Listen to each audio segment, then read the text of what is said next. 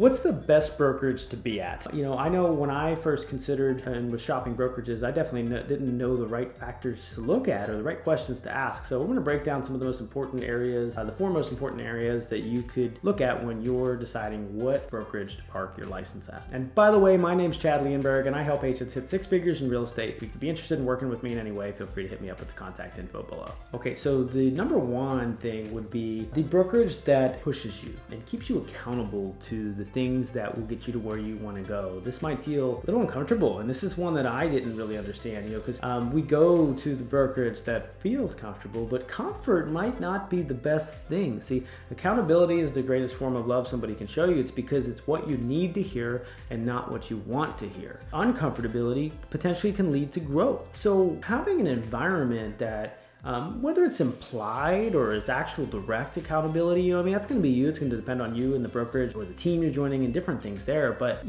having accountability towards you doing what you say you're going to do or doing the activity that's required to get the thing you want out of the business. And it might be more than you plan on. You might need somebody that has help discovering that math equation of how much activity you need to put out to actually generate the income you desire. But ultimately, having accountability in a brokerage that pushes you, whether it's from an environment of production that you feel a little bit of a nudge or a little bit of a fire under your butt to get a little bit higher production or a little bit extra, that one more sale or something like that, or the one more contact that you can make that leads to the sale.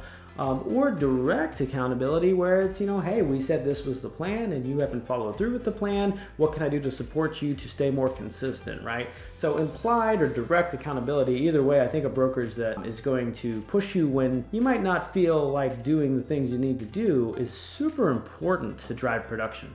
The second thing is leverage. I'm not a huge fan whenever people go straight to leverage. So leverage isn't everything because you first need the action before the leverage is relevant. But leverage is important. If it could, offset some things, whether it's leads or transaction coordination, or maybe it's training for you or for agents that you might even partner with later, So there's a lot of ways you can get leverage in real estate, showing coverage, open house coverage, things like that. So some things that can take some things off your plate is super helpful. And it is actually sometimes, I used to think that I wanted every penny out of the brokerage that I can and make the math make sense. But sometimes there's a dollar value worth, to some of the things that the brokers offer. So sometimes, a lower split can make sense if you're getting the proper leverage out of the brokerage or team that you're choosing. So leverage is definitely an important factor to consider in making sure that you find the best brokerage for you. The third thing is your exit strategy. Also, Ascension plan. So kind of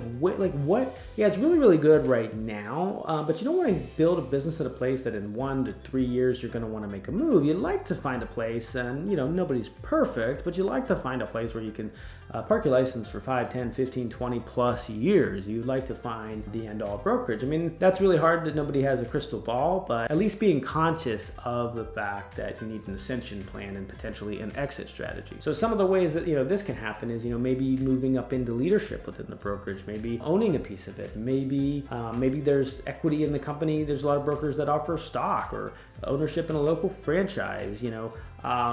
Finding a strategy to ascend in your career and go further, plus also maybe a way to make an exit without you having to sell 30, 40, 50, 60 homes every single year. Maybe there's a strategy in leadership that can get you out of that, or attracting agents to a company. Obviously there's a few of those out there. The last one I want to go through is fulfillment. It's probably really revolves around the culture of the place you're at. You can have a really high productive environment, but if you're not aligned with the people, if it's just, there's not much friendships or, personal development going on, self-development, it might not be that fulfilling. And, maybe that's what you want. That's up to you, in particular, but make sure that this brokerage or team that you will join has fulfillment for you and what you're trying to get out of this life that you live.